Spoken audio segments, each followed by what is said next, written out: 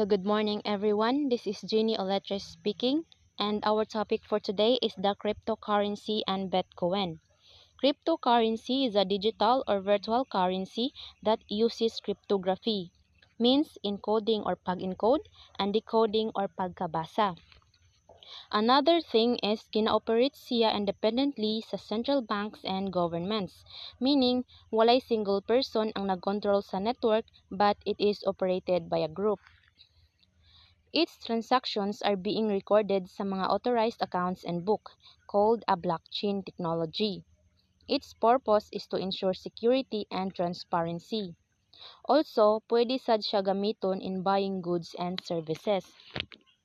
Bitcoin, on the other hand, is the pioneering example and most well-known cryptocurrency launched in 2009 by a known person or group using the pseudonym or palayaw na si Satoshi Nakamoto.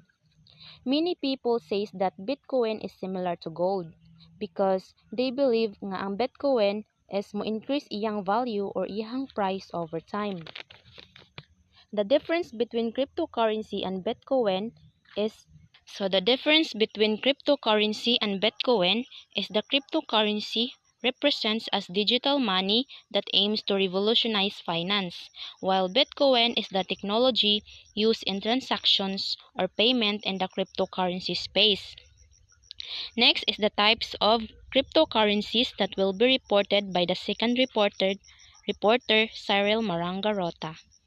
So, Bitcoin is designed to act as a money and a form of payment outside the control of any one person, group, or entity. So, next is the Ethereum. So, an Ethereum is used for allowing developers to build and run a huge variety of applications. Everything from games and advancements, bases to complex decentralized financial instruments.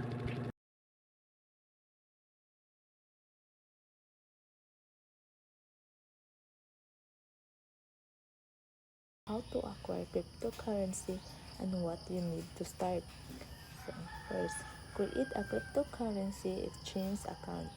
Choose a reputable exchange platform like Coinbase, Binance, and Kraken.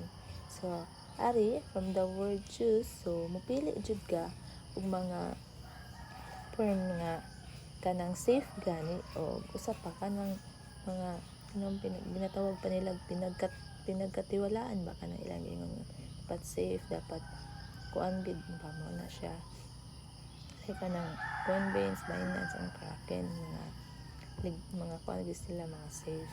And then next is verify your identity by providing necessary documentation. So ari sa kuan pa nga verify, so dapat imo i-verify ang imong identity by kanang for example kanang sa ID mo na siya proof of address. So syempre sa kana lang, so ma-verify na ang imong identity ikaw jud ha. Then next, fund your account. So deposit funds into your exchange account using a bank transfer, credit card, or other supported methods. So diri imong i-deposit imong money by using nila nga mga kuan bank transfer, credit card, e-wallets. Select the cryptocurrency you want to buy. So diri mo purchase ka mo choose ka nga sa imong desired ba nga kanang kuanon. Then What is cryptocurrency and Bitcoin as wealth multiplier?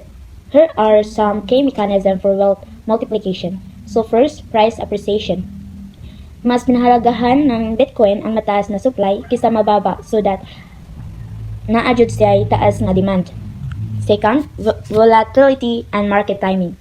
Ang cryptocurrency kay nagpakita og taas na posibilidad nga mas mag-usab-usab jud ang kakusgon sa pagsaka sa kwarta. Third, staking and yield farming. Gialaw sa taga-cryptocurrency nga i-lock up sa mga holders ang ila coins para maoy gamiton sa pag-validate sa transactions in exchange for rewards or gifts. So there are four advantages of cryptocurrency. So the first one is the decentralization. So it means that there is no government or a law that can manipulate the cryptocurrency. So transparency. So what do you mean by blockchain? It is the a record or a record transaction in which nga imo mga previous nga mga transaction or ang imo previous nga payment is paid na. So dito nimo makita kung you already paid na ba sa imo kuan nga money, gisend nga money. Then the third one is the security. So from the word itself, security, so maka unahuna na mo i-visit if cryptocurrency is secure ba gyud. So kaya na-include man siya sa advantage, so maka-ensure ta nga secure ang cryptocurrency.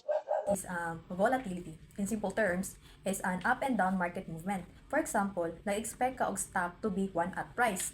In a short period of time, mo drastically mo goes up and down na siya. Mura to gitawag nga kanang volatility. So next is security risk. When we say hacking of exchange, isa siya sa mga major target sa mga hackers. Kaya nag-hold na siya o kanang large amount of kanang cryptocurrency. Hackers can use phishings and social engineering attacks to steal coins. And in a private key means losing access sa imuhang digital asset associated with the key. So what will happen if wala kay private key? Mean ana is kanang dili na ka maka-degrade sa data or maka-access sa imuhang cryptocurrency. Nanang kinahanglan na siya kay silbi mo jud siya ang imuhang silbi murag code na maka-access kasi imuhang blockchains or ma-prove ka nga na kay ownership sa imuhang sa assets.